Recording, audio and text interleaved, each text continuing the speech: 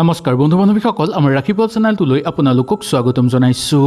এই বিশ্বকৰ্মা পূজা মূলতঃ কাৰখানা, শিল্প প্ৰতিষ্ঠান, দোকান আৰু ইয়াৰ বাহিৰেও যাৰ ঘৰত গাড়ী মটৰ আছে তেওঁলোকে এই বিশ্বকৰ্মা পূজা পালন কৰে। আৰু ড্ৰাইভাৰসকলে তিনিআলি বা চাৰিআলিত অনুষ্ঠিত কৰে এই বিশ্বকৰ্মা পূজা। এই বিশ্বকৰ্মা পূজাৰ ফলত বাবাৰ পৰা এইসকলে বা ভক্তসকলে এইটোৱে বিচাৰে যে নিজৰ দক্ষতাৰ বৃদ্ধিৰ মাজতে আৰু নিজৰ জীৱনত সফলতা অৰ্জন কৰিবৰ বাবে তেওঁক প্ৰাৰ্থনা কৰে। আৰু বিভিন্ন ধৰণে বিভিন্ন প্ৰকাৰে মানুহে বিভিন্ন পূজা কৰাও দেখিবলৈ পোৱা যায়। এই সকলোবোৰ কথা আজি আমি সুন্দৰভাৱে জানি ল'ম আৰু ইয়াৰ সময়সূচী আৰু শুভ সময়ৰ বিষয়েও আমি এই ভিডিঅ'টোৰ যোগেদি আলোচনা কৰিম। ভিডিঅ'টো ভাল লাগিলে লাইক এটা কৰি আমাৰ মনোবল বঢ়াব আৰু আপোনালোকৰ বন্ধুবৰ্গৰ লগত শ্বেয়াৰ কৰি তেওঁলোককো উপকৃত কৰিব। পুৰাণৰ অনুসৰি ব্ৰহ্মাৰ পুত্ৰ হ'ল বিশ্বকৰ্মা। তেওঁক তিনি দেৱশিল্পী নামেৰেও জনা যায়। ঋষিমুনিসকলৰ মতে বিশ্বকৰ্মা হ'ল সৰ্বদৰ্শী আৰু সৰ্বজ্ঞানী। মূলতঃ কাৰখানা, শিল্প প্ৰতিষ্ঠান, দোকান আৰু যন্ত্ৰপাতি থকা ঠাইত বিশ্বকৰ্মা পূজা পালন কৰা হয়।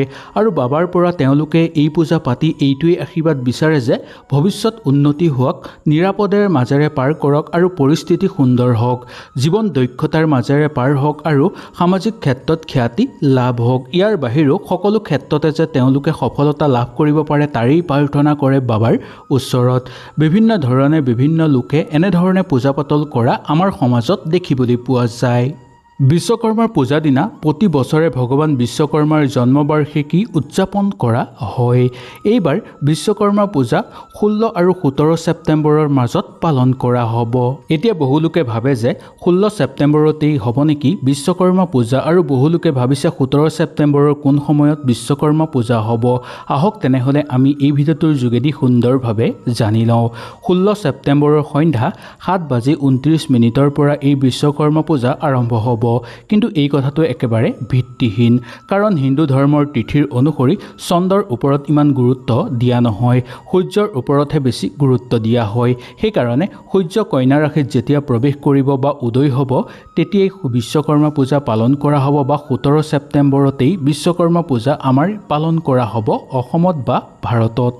এইবাৰ এই বিশ্বকৰ্মা পূজা ভাদ মাহৰ সংক্ৰান্তিৰ দিনা পৰিছে।